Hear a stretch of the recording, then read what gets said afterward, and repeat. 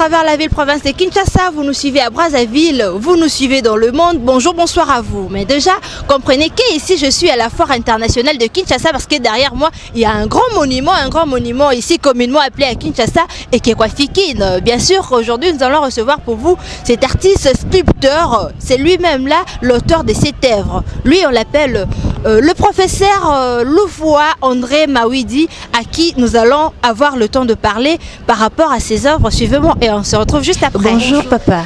Bonjour maman. Voilà, vous êtes monsieur André Louvois Mawidi. Est-ce que vous pouvez nous parler de vous? Ben voilà, je suis artiste sculpteur de profession. Oui. Je suis l'auteur du batteur de Tam Tam de la foire. Statuaire, hein. Parce que dans l'art il y a des disciplines, hein. Et moi je me suis spécialisé en statue, portrait et tout ce que vous voulez. Je suis à la fois ornementiste. J'ai donné cours à l'Académie des Beaux-Arts de 1951 où j'ai terminé mes études à Kinshasa. Et j'ai obtenu de Belgique mon diplôme de premier grand prix de sculpture. Et le jury en Belgique a demandé que je sois retenu à l'école Sénégal de Ngomatadi comme professeur. Et si j'étais le premier professeur congolais à y donner cours, de 1951 à 1963. En 1963, je suis allé à l'ex-Congo central où je devais assumer la sous-direction de l'enseignement technique professionnel. Et après, ça ne me plaisait pas, je m'étais installé à mon compte en 1964. Jusqu'alors. Voilà. Il a bien dit, il est artiste, sculpteur et puis l'auteur de batteur de Tam Tam à la Fikine. Monsieur Louvois, parlez-nous de vos débuts dans l'art. Quelle remarque, Stanislas Walenda, il venait d'arriver au Congo en 1940. Il est venu à Ngoma-Matadi, il a commencé par Tumba.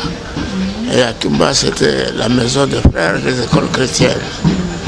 Et il devait s'installer à Tumba, mais son supérieur, qui était le frère visiteur Véron Ignace, a trouvé qu'il y avait incompatibilité parce que là-bas c'était l'enseignement normal. Alors il a dit allez en Ngoma-Matadi, là vous feriez mieux d'ouvrir votre école d'art. Et il est venu en Ngoma-Matadi en 1940. Et en 1943, il a ouvert son école. Et moi, avec un de mes condisciples qui est mort, nous avons commencé à deux. Moi et mon condisciple qui est mort. Et mon condisciple a commencé avant moi, 3 mois avant moi. Tout un trimestre. Et je devais le rattraper sur ce trompe. Et là, je vous assure, j'ai eu chaud. Et le frère Marc, il voulait à tout prix que je le rattrape et qu'on marche ensemble, tous les deux, comme des jumeaux. Et je fais ça, j'ai eu chaud évidemment, mais à force de travailler, je suis arrivé à le rattraper. Et chose curieuse peut-être, quand nous avons terminé notre cycle inférieur qui comptait 3 ans d'études d'ornementiste, je l'ai rattrapé au point que je l'ai aidé pour les travaux de fin d'année. Je l'ai aidé, moi qui suis arrivé en retard. De 3 mois. J'ai pu le rattraper et vous l'avez encore aidé. Je devais l'aider, mais on s'entendait très bien. C'est dommage qu'il ne soit plus. Il s'appelle comment? Wunengwan Jacob. C'est comme ça que vous avez commencé vos débuts dans l'art. Et quel est le thème exploité par M. Louvois? Les thèmes sont variés, mais J'aime bien, moi, faire les personnages. Ça, c'est presque une passion pour moi. Et quand on parle de personnages, je pense au corps féminin, de par la souplesse de la femme et les expressions. Parmi les œuvres d'art implantées en République démocratique du Congo, les œuvres de M. Louvois se trouvent aussi. Oui, j'ai des œuvres au ministère des Affaires étrangères à Gombe. Il y a un diplomate congolais qui va remplir sa mission diplomatique à l'étranger et je l'ai conçu un peu de la manière traditionnelle. Il porte un paquet sur son épaule. J'ai fait le léopard qui s'est trouvé à l'entrée de Loya, la cité de Loya. Même à la cité du bureau présidentiel, à l'entrée. Et par-ci par-là, vous voyez mes œuvres implantées. Mis à part Kinshasa. À part Kinshasa, j'ai fait le buste de Monseigneur Kari de Brazzaville. J'ai fait le buste de Monseigneur Inde, qui se trouve à Tumba, le premier évêque du vicariat de Matadi. Parlons un peu de votre œuvre implantée à la Fikine. D'où vous est venue l'inspiration? En somme, l'idée est venue des responsables de la Fikine, en l'occurrence le secrétaire général de la Fikine, M. Tumba Ntungadi. C'est lui qui m'a donné l'idée à réaliser. Et j'ai fait des maquettes. J'ai fait 3 maquettes. Parmi les 3 maquettes que j'ai faites, j'ai agrandi celle-là à 2,50 mètres, parce que j'en ai fait 2. La première statue, c'était 2,50 mètres de hauteur. Et ensuite, les autorités de la foire ont été contents du travail fait. Ils m'ont demandé de doubler donc la première statue qui avait 2,50 mètres en 2 fois. Et c'est comme ça que j'ai fait la grande statue qui se trouve là, qui a 5 mètres de hauteur. Et comment interprétez-vous cette œuvre? Car l'auteur, c'est lui-même qui interprète mieux son œuvre. Vous savez, cette statue devait faire appel aux pays étrangers de participer à la foire internationale de Kinshasa. Je suis parti de l'idée que du vieux temps de nos ancêtres, quand on organisait une fête ou une grande réception, on se servait du tam-tam. Et l'écho du tam-tam suffisait pour faire appel aux environs invités. Et cet appel est peut-être un appel heureux comme malheureux quand il y a un décès. Et moi j'ai fait le batteur de tam-tam qui était un appel heureux. Pour interpeller en fait. Et pourquoi seulement un homme robuste? Un homme robuste, je devais exprimer l'effort qu'avait réalisé le responsable de la foire. Et c'est comme ça que j'ai fait cette batteur de tam-tam imposant, avec des muscles bandés. Torse nu, oui. En tenue ancestrale. Oui, il porte quand même une espèce de lambeau. Un tout petit peu, oui. Pour ne pas faire un homme complètement nu. Bon, oui, hein. Mais, et pourquoi ce positionnement? Pourquoi à l'entrée? À l'entrée, parce que la statue devait être vue quand même par tout le monde qui venait visiter la foire. Et il y en avait qui photographiaient l'œuvre pour emporter des photos chez eux en souvenir de la foire de Kinshasa. Mais c'était un travail dur, vous savez. Je devais commencer par construire une charpente sur laquelle je devais mettre de l'argile, parce que le premier modèle était réalisé en argile. Après l'argile, il suivait toutes les autres opérations techniques. Quand je parle d'opérations techniques, je fais allusion au moulage, au coulage et tout ce qui s'ensuit. Parce que c'était fait en plusieurs parties. Et puis vous avez rassemblé le tout. On a tout rassemblé le tout et on a soudé toutes les pièces. Ça vous a pris combien de temps? 7 mois de travail suivi. 7 mois de travail suivi. Jour pour jour. J'ai travaillé parfois jusqu'à minuit. Et il faut avoir une santé de fer. À l'époque, est-ce que vous bénéficiez aujourd'hui de vos droits d'auteur par rapport à cette œuvre implantée à l'affiche? Pour l'intérêt national, oui. Et ici, en République démocratique du Congo? Mes droits, par exemple, ne sont toujours pas payés. J'ai fait une facture, mais jusqu'ici, on n'a pas encore payé la totalité de ce que j'ai demandé comme droit d'auteur. À chaque ouverture de la foire internationale, vous bénéficiez du moins d'une part de recettes? Malheureusement, je dois dire non, parce que j'ai toujours été payé en petits morceaux. La première fois, c'était le président Kabila, le père lui-même, qui m'avait fait une enveloppe d'une centaine de milliers de francs congolais. Et la deuxième fois, voilà, des petites tranches comme ça.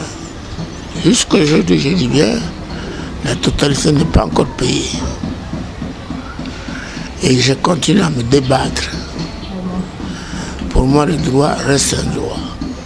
C'est inaliénable. Vous venez de fêter vos 90 ans d'âge. Combien d'élèves avez-vous formés? Je vous cite quelques-uns. Liolo, Tamba, Léouma, qui est mort malheureusement. Tamba aussi est mort malheureusement. Ça, ce n'est que pour vous donner une petite idée des gens que j'ai formés et qui ont réussi dans leur vie, qui ont percé. Et j'en suis sûr, fier de ça. Et un mot pour encourager les artistes qui s'ignorent et qui se découragent. Vous avez un mot par rapport à eux? Ils ne doivent pas se décourager, ils doivent travailler parce qu'avec le travail, on peut atteindre tous les échelons. Les échelons techniques, professionnels. Avec le travail, on est sûr du progrès. Si on ne travaille pas, on ne peut pas se développer. Vous avez un mot à dire à tout le peuple congolais, à tous les Congolais et aux autorités qui nous suivent en ce moment? Aux Congolais plus particulièrement, j'attire leur attention sur l'immensité de l'œuvre. Cette statue qui se trouve à l'entrée de la foire, qui doit maintenant, si je suis le canon grec, et elle doit mesurer 7,50 mètres au moins. Et vous voyez cette masse-là, si je n'avais pas bien étudié l'armature, elle pouvait céder. La statue pouvait céder. Parce que les hanches, comme vous avez remarqué, c'est mince. Et au-dessus, vous avez une masse. ce buste imposant, si ça venait de lâcher, eh ben, j'étais mort devant ma statue. Parce que ce poids-là, sur moi, comparativement à... Ben, j'étais écrasé, mais le peuple ne peut pas se rendre compte de certaines difficultés qu'on rencontre au cours de son travail, surtout pour ce genre de travail. Mais j'ai bien étudié mon armature, j'ai monté la statue, tout en argile. Et ensuite, évidemment, suivais toutes les opérations techniques, c'est-à-dire le moulage, le coulage, et après, l'achèvement. Et aux autorités, je demande que vraiment ils pensent aux artistes, parce que l'artiste, c'est pas un homme qui jouit de tous les avantages. Il y a, comme on dit en art, il y a le haut et il y a le bas. C'est pas tout le temps qu'on a des commandes. Mais quand il y en a une, l'artiste doit quand même jouir du fruit de son travail. Une visite, par exemple, à un artiste qui, j'ai eu le cas, j'étais malade,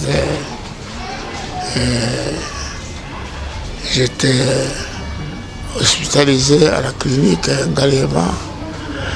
Et là, malheureusement, je n'ai pas eu une visite d'une autorité congolaise. Vous voyez, parce qu'une visite au malade, c'est comme un médicament, hein, c'est un réconfort moral.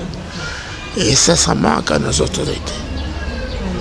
Je peux dire d'ailleurs que jusqu'ici, je n'ai pas encore eu une visite officielle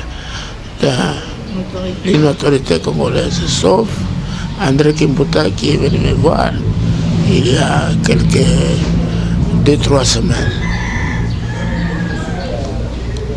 Pour moi, c'était un réconfort parce que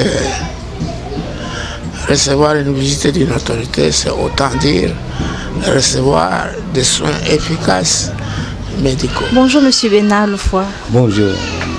Nous vous avons surpris en train de travailler. Vous êtes le fils aîné de Monsieur André Loufoua. Dites-nous, le choix ne vous a pas été imposé par votre papa ou bien c'est un don dans votre famille? Vraiment, c'est beaucoup un don parce que je suis agronome de formation. Mais vous voyez ce décalage, je quitte l'agronomie pour l'art, pour la sculpture, donc vraiment c'est un don. Puisque vous avez hérité de votre père ces dons, comment se passe actuellement aujourd'hui à Kinshasa le marché des Bikeko, communément appelé bien sûr en République démocratique du Congo? Bon, ce qui est vrai, la conjoncture est vraiment maussade. Vraiment, on vend difficilement. Et comment vous faites alors pour faire des œuvres, en fait, de ces œuvres communément appelées bien sûr les Bikeko, une culture chez les peuples congolais? Bon, je dirais que le peuple congolais, d'ailleurs, à travers le monde, c'est le pays où on trouve une grande culture. Nous avons près de 430 quelque chose comme ça de tribus, c'est autant de cultures. Nous avons la culture des œuvres d'art. D'ailleurs, nos ancêtres en fabriquaient beaucoup, hein. L'art qu'on appelle le fétiche. Vous connaissez l'utilité, on essaie d'apprécier. Donc ce qui est vrai entre nous, c'est la conjoncture qui fait parfois défaut à nos confrères congolais pour acheter les œuvres d'art. Un mot particulier adressé aux autorités qui nous suivent en ces nets moments, beaucoup plus aussi sur le droit d'auteur de votre papa, parce que vous êtes son fils. Est-ce que c'est bon, ça se donne comme il te doit ou pas? Bon, pour le cas de mon père, c'est un peu pitoyable. Jusqu'ici, il n'a pas encore entré dans ses droits. Mais nous sommes en train de faire des démarches. On est épaulés, nous sommes épaulés par notre ministre de l'Art et Culture. Bon, c'est presque toutes les autorités qui sont vraiment sensibles pour ces problèmes. Je crois que ça ira. Ça ira un jour. Je remercie beaucoup notre Premier ministre. Je crois que c'est aussi de tout le monde.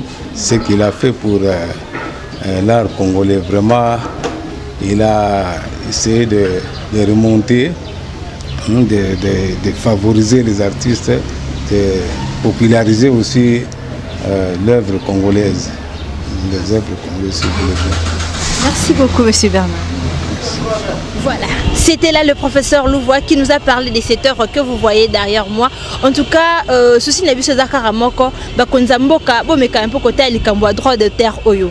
Bomeka un peu côté à droit d'auteur parce que lui, c'est un grand artiste ici en République démocratique du Congo qui vit encore jusqu'à aujourd'hui à 90 ans. Voilà, moi je vous retrouve déjà très prochainement, mais de l'autre côté de la caméra, il y avait Dimitri Bongania qui était à la réalisation de cette tranche d'émission et moi je vous retrouve très prochainement.